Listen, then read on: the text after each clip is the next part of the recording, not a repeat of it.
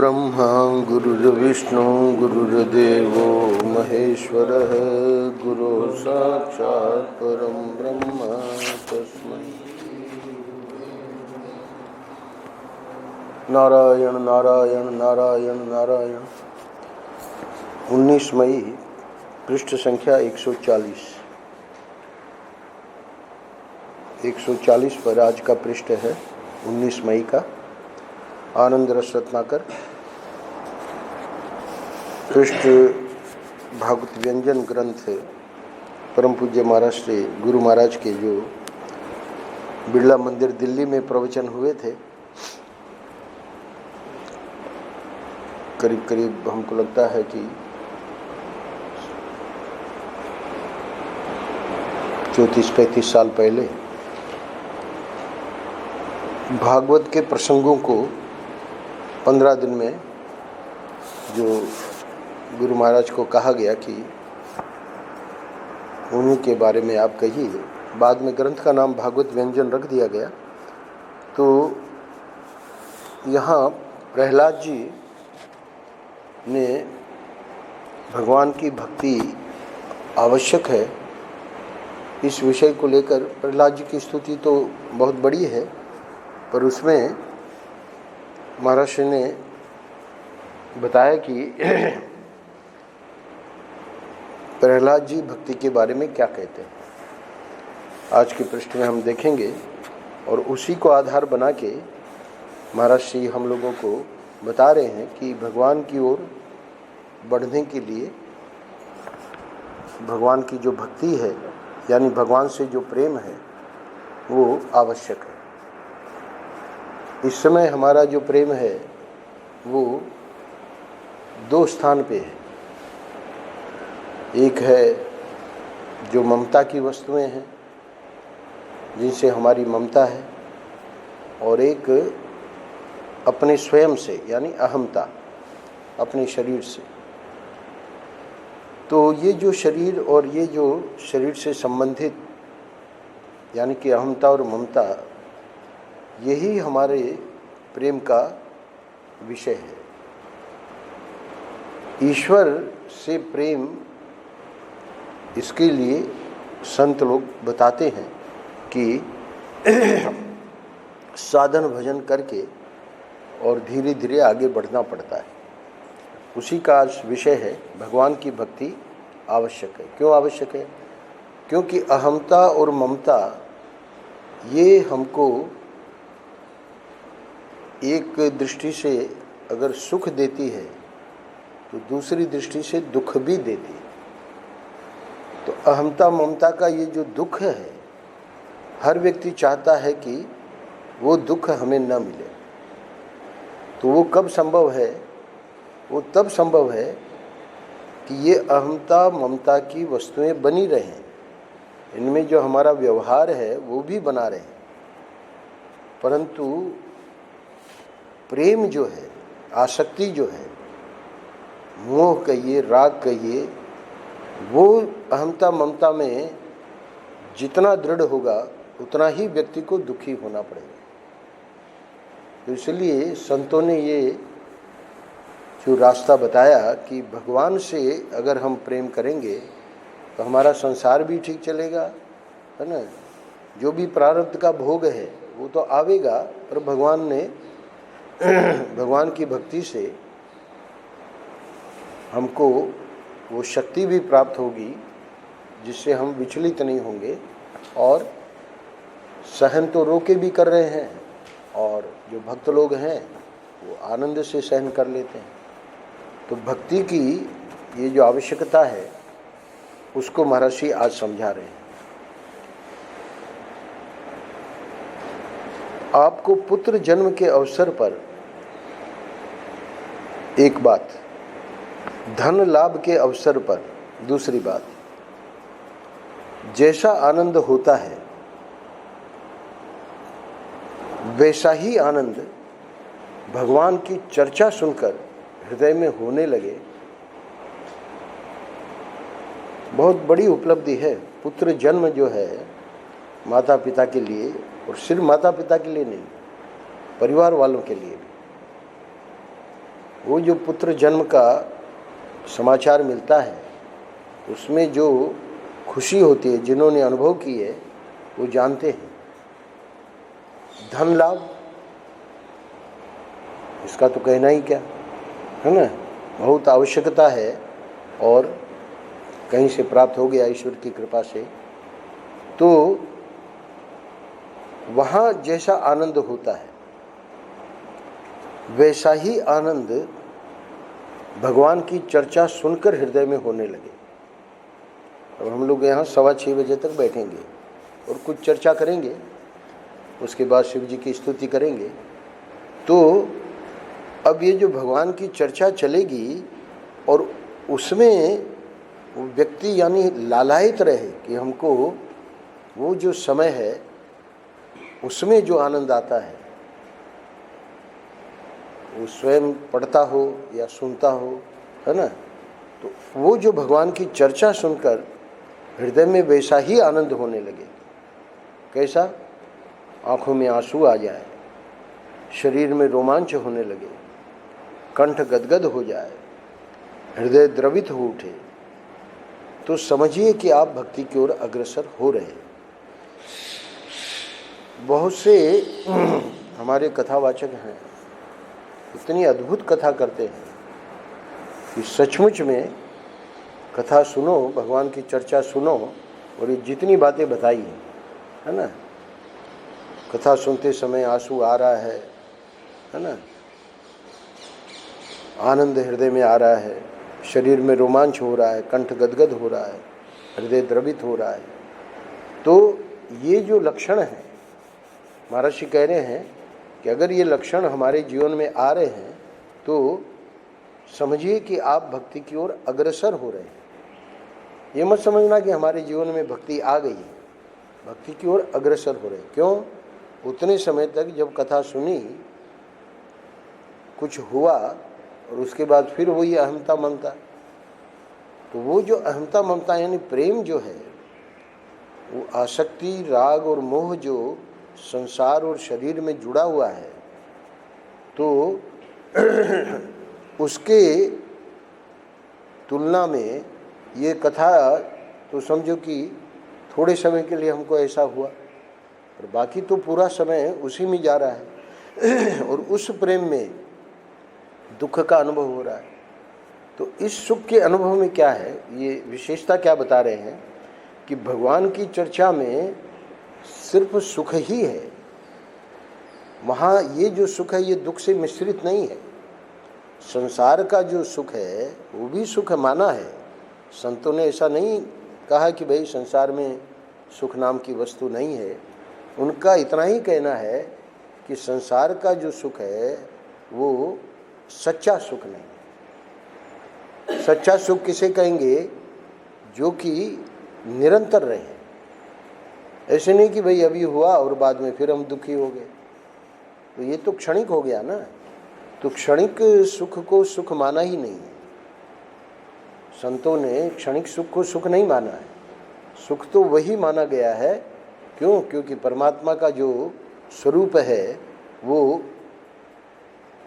आनंद, सच्चिदानंद। अभी अभी हमने स्तुति में सच्चिदानंद रूपाय विश्वोत्पत्त्यादि हेतवे तापत्रय विनाशाय श्री कृष्णाय वयम नुमः।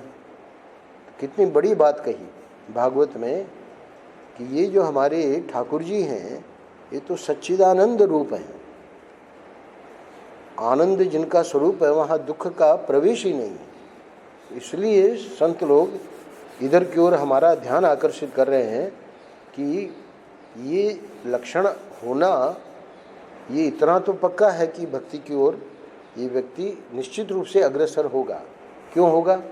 क्योंकि उतने क्षण में उसने वो जो आनंद का अनुभव किया तो वो चाहेगा कि वो आनंद जो है ना, उसकी तुलना में ये सांसारिक आनंद कुछ नहीं है।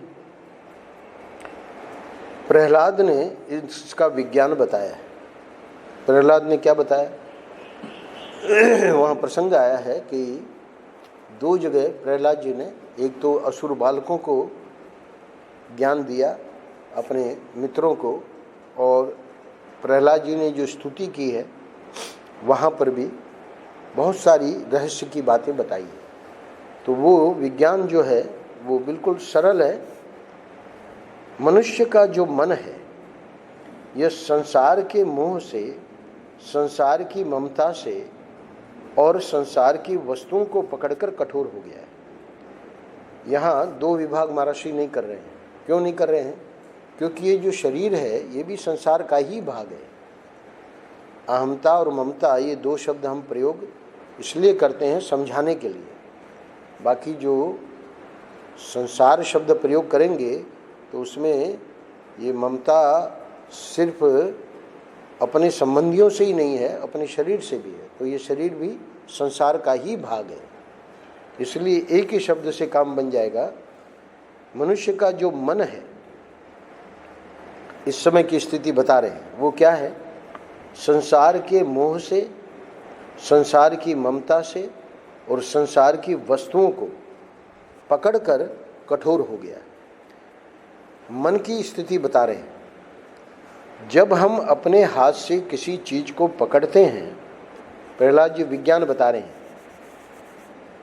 तो विज्ञान क्या है कि तब हमें अपनी मुट्ठी को कठोर बनाना पड़ता है। इसी तरह जब हम दिल से दुनिया की चीज़ों को पकड़ते हैं, तब उनको पकड़कर रखने के लिए हमको कठोर बनना पड़ता है। तो हमको कठोर बनना पड़ता है मतलब हमको अपने दिल को कठोर बनाना पड़ता है। दिल कठोर बन जाता है। तो हमारा जो हृदय है, हमारा जो दिल है, वो इस प्रकार दुनिया की चीज़ों को पकड़कर अपने हृदय को कठोर बनाना पड़ता है। अतः मोह ममता के कारण हमारा हृदय कठोर हो गया है। चलो ये बात तो पकड़ में आ गई कि हृदय हमारा कठोर है। और भी कुछ हुआ है क्या? बोले हाँ, इसमें काम क्रोध के कंकड़ पत्थर भर गए। सिर्फ कठोर यानी जैसे कृषक धरती का वो करता है, तो जब हल चलाता है तो सिर्फ मानो कि धरती कठोर ही नहीं, वहाँ बहुत सारे कंकड़ पत्थर भी हैं। यहाँ काम हुआ, दीवार बनी, उसके बाद जब यहाँ सब्जी वगैरह के लिए ट्रैक्टर मंगवाया गया, इतना कंकड़ पत्थर, इतना कंकड़ पत्थर, और इसमें वासनाओं की घास उगाई है। तो इसीलिए धरती को जोतते हैं। जोतने में ये जो घास है और ये जो कंकड़ पत्थर है ना, और जो हृदय जो ज़मीन की कठोरता है, तो वो जोत के और ये सब हटा के और उसको कोमल बनाना पड़ता है। उसके बाद बीज बोना पड़ता है। तो यहाँ उसी की उपमा देकर महर्षि कह रहे हैं कि इसलिए इसको नरम करना पड़ता है। अब ये जो हृदय कठोर हो गया है ना, तो हृदय में क्या कठोरता है वो बता दिया संसार की पकड़ में। क्योंकि दृष्टांत दिया महर्षि ने कि हाथ से किसी चीज़ को पकड़ते हैं तब हमें अपनी मुट्ठी को कठोर बनाना पड़ता है।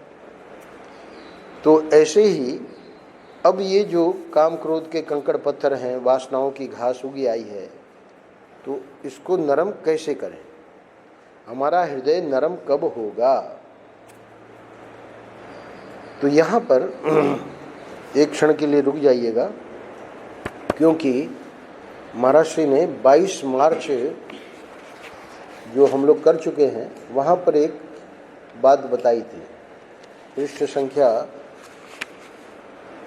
82 पे 22 मार्च में आप देखें कि महर्षि बताते हैं भक्ति की आवश्यकता। तो भक्ति की आवश्यकता में उस दिन जो प्रसंग था वो ये था कि परमात्मा के पास पहुंचने पर सारे भेद खुल जाते हैं। तो हमको पृष्ठ तो कर चुके हैं हम, पर वहाँ से एक बात मैं ले रहा हूँ जो बड़े काम की है। तीसरे पैराग्राफ में देखिए, अद्वैत सिद्धिकार श्री मधुसूदन सरस्वती जी ने भक्ति रसायन, ये बहुत उच्च कोटि के महापुरुष हुए, उन्होंने ग्रंथ लिखा संस्कृत में भक्ति रसायन। उसमें साध्य साधन रूप भक्ति की संगति अधिकारी भेद से लगाई है। तो ये जो भक्ति आज का शीर्षक है कि भगवान की भक्ति आवश्यक, तो वहाँ पर महर्षि ने बताया था इस बात को कि साधन भक्ति का अनुष्ठान तो सभी को करना पड़ता है। साधन भक्ति का अनुष्ठान करने पर अधिकारी भेद प्रकट हो जाता है। यानी प्रारंभ तो सबको भक्ति से ही करना होगा, आगे चल के दो भेद हो जाते हैं। क्या? दो प्रकार के अधिकारी होते हैं, एक तो कोमल हृदय के और दूसरे कठोर हृदय के। अभी अभी बताया कि कठोरता कैसे हो जाती है, पर इसके अतिरिक्त ये तो कठोरता महर्षि ने सामान्य अहमता ममता को लेकर, पर कुछ ऐसे हृदय हैं जो महर्षि आगे बताएंगे, यानी बताया है 22 मार्च को। कोमल हृदय के अधिकारी वे हैं जो भगवान की लीला, दयालुता, सुहृदयता आदि का वर्णन सुनकर द्रवित हो जाते हैं। उनकी आंखों से आंसू गिरने लगते हैं, गला रूंध जाता है और शरीर रोमांचित हो जाता है। आज भी ये वर्णन किया। ऐसे अधिकारियों के जीवन में साधन भक्ति के फलस्वरूप साध्य भक्ति का उदय होता है। यानी इनका क्या है कि आप कल्पना करो कि एक महापुरुष कथा कर रहे हैं और उसमें 100 लोग बैठे हैं। अब आप देखोगे कि 8-10 लोग तो ऐसे हैं कि उनकी आंखों में वो जो कथा प्रसंग है, वो चाहे रामचरितमानस का हो, है ना, उसको जो सुना रहे हैं तो वो ऐसा करुणा का प्रसंग है कि झरझर आंसू बह रहे हैं उन्हीं 100 लोगों में से। और बाकी लोग बैठे हैं, कोई ऐसी बात नहीं है कि हृदय द्रवित हो गया हो, है ना, या शरीर रोमांचित हो रहा हो। तो उसको आगे बताएंगे। तो ये जो 8-10 लोग हैं, ऐसे अधिकारियों के जीवन में साधन भक्ति के फलस्वरूप साध्य भक्ति का उदय होता है। और भागवत के शब्दों में भक्त्या समझाते भक्त्या। तो अब जब वो कथा चल रही है तो भले 8-10 लोगों के झरझर आंसू बह रहे हैं, पर जो हृदय में भाव उठ रहे हैं वो तो सबके हैं। ऐसा नहीं है कि बाकी लोगों को कुछ नहीं हो रहा है, उनको भी हो रहा है, पर उतना प्रकट रूप से नहीं, पर उनका भी हृदय अंदर ही अंदर द्रवित हो रहा है। तो ज़्यादा परसेंटेज इसी में है। अधिकारी जो है वो भक्ति के ही है, भले आंसू आवे या न भी आवे। भक्त्या संजातया भक्त्या, यानी जब वो भक्ति करते रहेंगे, कथा सुनते रहेंगे, तो भक्ति की साधना से प्रेमा भक्ति का उदय होने पर वे परमात्मा को प्राप्त करके कृतकृत्य हो जाते हैं और सर्वदा सर्वत्र एवं सर्व रूप में उन्हें भगवान के ही दर्शन होने लगते हैं। तो संक्षेप में ऐसे भक्तों की यात्रा बता दी, क्योंकि बड़ा संक्षेप में किया गया। इसकी व्याख्या करेंगे तो इसमें कई जन्म लग जाते हैं। कोई ऐसा नहीं है कि भाई हमने एक क्षण में पढ़ दिया और ऐसा हो जाता है, ऐसा नहीं है, काफ़ी समय लगता है। दूसरे लोग कौन हैं? जो कठोर हृदय के अधिकारी हैं, तो उनको कितना ही कथा सुने, है ना, अंदर भी कोई खास नहीं। क्यों? क्योंकि उनको लगता ही नहीं है कि कोई ये सत्य घटना है। उनको तो लगता है कि ये तो बस ऐसा ही निरूपण कर दिया गया है। तो ऐसे कठोर हृदय के जो अधिकारी हैं, कुछ हो सकते हैं उसी 100 में से 2-3 लोग, वे साधन भक्ति का अनुष्ठान करके धीरे धीरे आत्मशुद्धि का संपादन करते हैं। यानी साधन भक्ति उनकी चलेगी और उससे होगा क्या कि उनका अंतःकरण शुद्ध होगा। ये जो अभी अभी पैराग्राफ मैंने पढ़ा, उसमें तो वे उसी मार्ग में चले गए, भक्ति के मार्ग में ही। और भले एक जन्म में या 2 जन्म में या 10 जन्म में, जितने भी जन्मों में उनका काम तो बन गया। पर ये जो जिनको कुछ नहीं होता है ना, इतना कठोर हृदय है, तो वो भक्ति के उससे उनका अंतःकरण शुद्ध होगा, इसमें तो कोई संदेह नहीं है। पर आगे क्या है, गुरु जो हैं उनको कहेंगे कि भाई तुम विचार करो, विचार मार्ग में लगा देंगे, है ना, संन्यास दे देंगे कि भाई तुम तो ऐसा नहीं है कि सभी सन्यासी विचार मार्ग के अधिकारी हैं, कुछ भक्त भी होते हैं, पर प्राय ये जो संन्यास मार्ग है आदि शंकराचार्य जी का, है ना, ये इसी के लिए कहना पड़ा मधुसूदन सरस्वती जी को कि पश्चात श्रवण मनन निध्यासन के द्वारा आत्म साक्षात्कार प्राप्त करके कृतकृत्य हो जाते हैं। यानी उनका मार्ग विचार प्रधान है, गीता है, ब्रह्म सूत्र है ना, उपनिषद है, उसमें श्रवण मनन निध्यासन करके और वे भी अपना कल्याण कर लेते हैं। तो अब आइए आज के पृष्ठ में, उनको छोड़ दीजिए वेदांत विचार वालों को, क्योंकि आज उनका प्रसंग नहीं है। आज तो शुद्ध रूप से जो भगवान की भक्ति कर रहे हैं उनके लिए महर्षि बता रहे हैं। हमारा हृदय नरम कब होगा, प्रश्न ये है, क्योंकि लगता नहीं है। जाते हैं तीर्थ में, है ना, सत्संग सुनते हैं, या घर में भी जो भी नियम से पाठ वगैरह करते हैं, तो पाठ के समय होता है हृदय द्रवित, पर बाद में फिर वही का वही। इसलिए महर्षि प्रश्न उठा रहे हैं कि हमारा हृदय नरम कब होगा। यहाँ पर आपको एक बात और बता दें, भागवत चूँकि आप लोग सुनते रहते हैं, तो गोपियों का वो जो प्रसंग है रासलीला का, वो आज की ये जो आज का पृष्ठ है उसको समझने में बहुत सहयोगी है। गोपियाँ भगवान का वंशी वादन सुन के और दौड़ के गईं, वहाँ भगवान ने कहा कि लौट जाओ। तो प्रणय गीत के माध्यम से गोपियों ने अपने हृदय के भाव रखे कि भाई आपके पास आने पर, है ना, यद गत्वा न निवर्तन्ते तद धाम परमम मम, फिर तो कोई लौटता ही नहीं है। अब जब हम आपके पास पहुंच गई हैं तो अब लौटने का प्रश्न कहाँ है। भगवान ने परीक्षा ली उनकी, तो गोपियों ने बहुत सारी बातें बताई।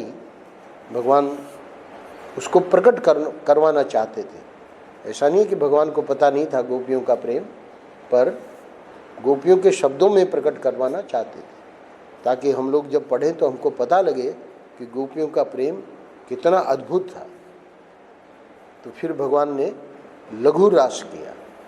वहाँ दो प्रसंग है भागवत में, एक लघु रास है और एक महारास है। तो यहाँ लघु रास में ध्यान दे के सुनिएगा, ममता उनकी कट गई। मैंने शुरू में आज के पृष्ठ में दो बातें बताई थी। हमारी ममता बाह्य संबंधों से, संसार के संबंध से, और शरीर भी है तो संसार ही, पर इसके लिए हम शब्द प्रयोग करते हैं अहमता। तो ममता तो कट गई गोपियों की, पर जब भगवान ने उनके साथ रास किया तो उनको वहीं मूल भागवत में ये बात आई है कि ये भाव आया कि देखिए हम कितनी सुंदरियां हैं कि भगवान भी हमारे पे मोहित है, भगवान हमारे साथ रास कर रहे हैं। तो ये जो अहमता थी वो अभी नहीं कटी थी। तो उसका परिणाम क्या हुआ, जब वो मद आया, अहमता का अभिमान आया, भगवान अंतर्धान हो गए। अब आगे चल के भागवत में प्रसंग है कि अब वो बड़ी व्याकुल हो गई, क्योंकि कहाँ तो भगवान, है ना, आलिंगन करके हर प्रकार से उनको आनंद दे के और रास कर रहे थे, और कहाँ उन्होंने अपने मन में ये सोचा कि हम कितनी सुंदर हैं इसलिए भगवान हमारे साथ रास कर रहे हैं। बस वो अहमता आई और भगवान अंतर्धान हुए। आगे के प्रसंग में जो गोपियों ने जिस प्रकार ढूंढा है, ढूंढने की कोशिश की है कि गए, चले कहाँ गए, अभी अभी हमारे साथ रास कर रहे थे, वहाँ जंगल में इतना ढूंढा, है ना, इतना कोशिश की कि पता लग जाए, नहीं पता लगा। तब जाके वहाँ गोपी गीत का प्रसंग आता है। सब गोपियाँ बैठ गईं और वो गोपी गीत अद्भुत है। यानी वहाँ पर अब गोपियाँ स्वयं अनुभव कर रही हैं कि अगर भगवान प्रकट नहीं होंगे तो अब हमारे प्राण नहीं बचेंगे। ये मैं भूमिका क्यों बना रहा हूँ कि आगे का पैराग्राफ समझने के लिए ये भूमिका आवश्यक है।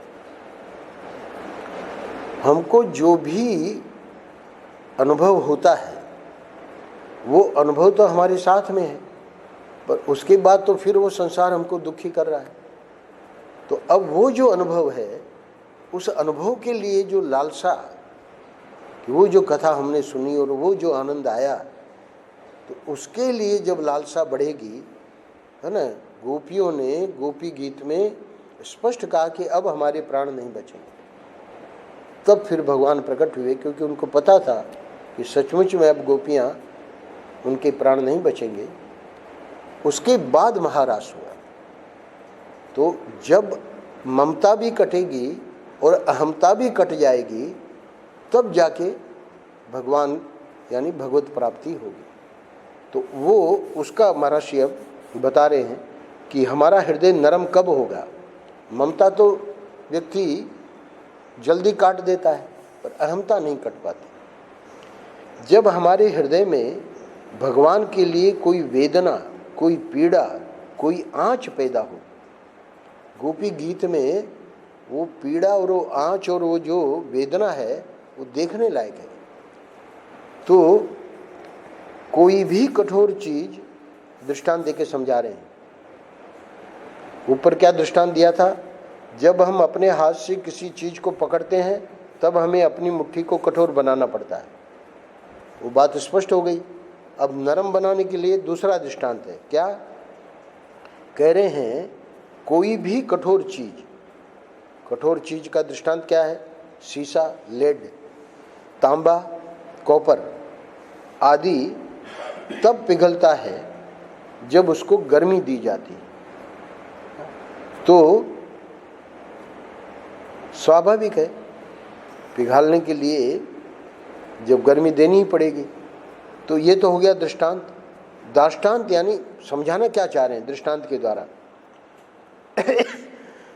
इसलिए जब भगवान के विरह का ताप हृदय में जागेगा, तब हमारा हृदय द्रुत हो जाएगा, पिघल जाएगा। और जब हृदय द्रुत हो जाएगा, अब यहाँ वो जो अभी प्रहलाद ने जो विज्ञान बताया है वो अभी पूरा नहीं हुआ है। अब ये विज्ञान यहाँ सुनिएगा क्या कह रहे हैं। अब जैसे ही वो कठोर हृदय पिघला, तो पिघलने से क्या हुआ कि उसमें वासना का, राग द्वेष का जो रंग है वह भस्म हो जाएगा।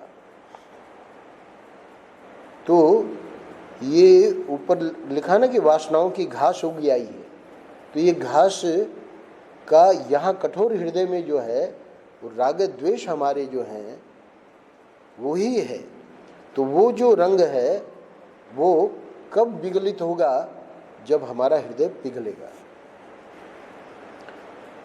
अच्छा, अब पिघलने के बाद फिर वापस वस्तु तो जमेगी जमेगी। तो अब क्या होगा कि वो राग द्वेष और संसार है वो तो हट गया। तो अब उसमें कौन आए, भगवान। अब जब भगवान आए तो अब जब वापस वो जमा, अब ये हमारा जीवन सार्थक हो गया। क्योंकि वो जो वस्तु हम निकालना चाह रहे थे वो निकल गई पिघलने के कारण, है ना। और जो हम हमेशा के लिए रखना चाह रहे थे वो अब जम गई। तो फिर उस कोमल हृदय में भगवान का आकार प्रकट होगा, है ना। पहले कोमल था ही नहीं। तो कोमल था नहीं तो भले कथा सुनते वक्त थोड़ी देर के लिए कोमल हो जाता था, पर ये जो आँच, वो आँच जो है वो तो जैसे गोपी गीत में भगवान ने देखा गोपियों की स्थिति, है ना, वैसी आँच कहाँ लगती है। वैसी भगवान के लिए व्याकुलता कोई हजारों लाखों करोड़ों में एक को होती होगी, है ना। वो आँच तो लगना बहुत कठिन है। तो उस आँच की बात कर रहे हैं। पहले तो ये तो भगवान की भक्ति आवश्यक प्रारंभ किया तो प्रारंभ किया और उसकी परिणति कहाँ होगी वो बता रहे हैं। अब वो जो भगवान का आकार उसमें, क्योंकि दिन रात उसी का वही चिंतन है। 10वें अध्याय में गीता में महाराज भगवान स्वयं कह रहे हैं कि मच्चित्ता मदगत प्राणा बोधयंत परस्परम कथयंतश्च माम नित्यम तुष्यंती च रमंती च। उसी में रमण करता है, उसी में उसका संतोष है और कोई दूसरा विषय है ही नहीं। 24 घंटे उसमें। इसीलिए मैं प्राय कहता हूँ कि हम लोग है ना, हमारे लिए फुल टाइम है, आप लोग तो पार्ट टाइम करते हो। फुल टाइम क्यों है? क्योंकि वो हमने चुना है कि हमको इस मार्ग में आगे बढ़ना है। तो जो व्यक्ति चुनेगा तो अब उसके लिए वो फुल टाइम हो गया। पर वो फुल टाइम होने के बाद भी समझो संसार का सब पाले हुए है। आजकल तो मैं प्राय कहता हूँ ये एक ऐसा देवता है ना, ये तो रिकॉर्डिंग मशीन है, और एक ऐसा देवता सब लोगों के हाथ में आ गया है कि अब तो कोई ज़रूरत ही नहीं है भगवान की, है ना, यही भगवान है। तो बहुत कठिन है ये जो आँच जिसका महाराज से यहाँ वर्णन कर रहे हैं, जिसमें भगवान का आकार, तो भगवान का आकार कब जाएगा?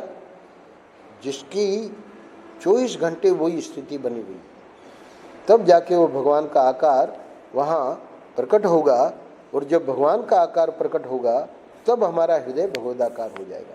यानी पहले संसाराकार था, अब वो अहमता ममता सब खत्म हो गई और अब भगवदाकार हो गया। तो ये विरह ने क्या किया? ये विरह वेदना बहुत आवश्यक है। जब तक व्याकुलता विरह वेदना नहीं है ना। हमारे गुरु महाराज का अपने जीवनी में वो स्वयं वर्णन किए हैं कि हमारे हृदय में यह आया कि भगवान का दर्शन करूंगा, उसके बाद वेदांत सुनूंगा। महात्माओं ने कहा कि तुम वेदांत के अधिकारी हो, तुम वेदांत सुनो। उनके हृदय में था कि पहले भगवान के दर्शन हो जाए। अब वो जो योगानंद जी महाराज थे, जो उनके गुरु उस समय, बाद में आगे चल के उड़िया बाबा जी महाराज, तो योगानंद जी महाराज ने कृष्ण मंत्र उनको दिया और बताया कि ऐसे ऐसे इसका 6 महीने अनुष्ठान करो, इतने लाख जप करो। उस जप की संख्या पूरी करने के लिए गुरु महाराज ने बताया प्रतिदिन 8-8, 9-9 घंटे हम जप करते थे। 6 महीने का अनुष्ठान पूरा हुआ, भगवान का दर्शन नहीं हुआ। गुरु महाराज के पास गए, बोले कि कलिकाल में 4 गुना करना पड़ता है बेटा। फिर दूसरे 6 महीने, फिर तीसरे 6 महीने, चौथे 6 महीना जब अनुष्ठान चल रहा था, देखा कि जागृत की तो बात छोड़ो, स्वप्न में भी भगवान का दर्शन नहीं हुआ। और इतने लंबे समय से ये जो अनुष्ठान कर रहे थे, तो बैठे थे अपना मंत्र जप कर रहे थे और एक विचार आया कि अब इससे ज़्यादा तो हमसे होगा ही नहीं। जैसे ही ये विचार आया कि इससे ज़्यादा हमसे हो ही नहीं सकता और अभी हुआ तो कुछ है नहीं, वैसे ही झरझर आंसू बहने लगे और अपनी जो अहमता थी वो भी समाप्त हो गई। जैसे ही अहमता समाप्त हुई कि हमारे किए कुछ नहीं होगा, बस वही तो भगवान चाह रहे थे कि जब तक हमको आपको लगेगा कि हम ये कर लेंगे तब भगवान का दर्शन होगा, ऐसा नहीं है। वो तो अपनी कृपा से दर्शन देते। करना क्यों है? क्योंकि करने से पता लगेगा कि वो करने से नहीं मिलते। जैसे ही वो स्थिति आई गुरु महाराज के जीवन में, वो क्षण आया, बैठे थे अपने फूस की कुटिया में और अंधेरा था, कहते हैं कि पूरा प्रकाश हो गया, ठाकुर जी सामने प्रकट हो गए। इसी में मैंने लिया है 1 नवंबर और 1 दिसंबर में। तो कहने का अर्थ यह है कि ये जो व्याकुलता है, ये व्याकुलता के बिना हृदय भगवदाकार होना बहुत कठिन है। फिर तो दर्शन देते हैं, फिर क्या होगा? जब हमारा हृदय भगवदाकार हो जाएगा तब संसार और वासना से विनिर्मुक्त होकर जो संपूर्ण प्रमाणों से परे हैं। कौन? यही ठाकुर राधा गिरधर गोपाल, हमारे ठाकुर श्री राधा गिरधर गोपाल हैं, है ना, बिहारी जी हैं, संपूर्ण प्रमाणों से परे हैं। प्रमाण क्या है? यही हमारी इंद्रियां वगैरह, है ना। तो जो इंद्रिय जन्य ज्ञान से परे हैं उस परमात्मा का साक्षात्कार हो जाएगा, दर्शन हो जाएगा। तो अंत में कहते हैं महाराज श्री, इसलिए संसार में जो हमारा हृदय कठोर हो गया है उसको कोमल बनाने के लिए भगवान की भक्ति आवश्यक है। नहीं तो ऐसे ही ये जन्म जन्म बीतते जाएंगे, है ना, फिर जन्मो फिर मरो, फिर जन्मो फिर मरो।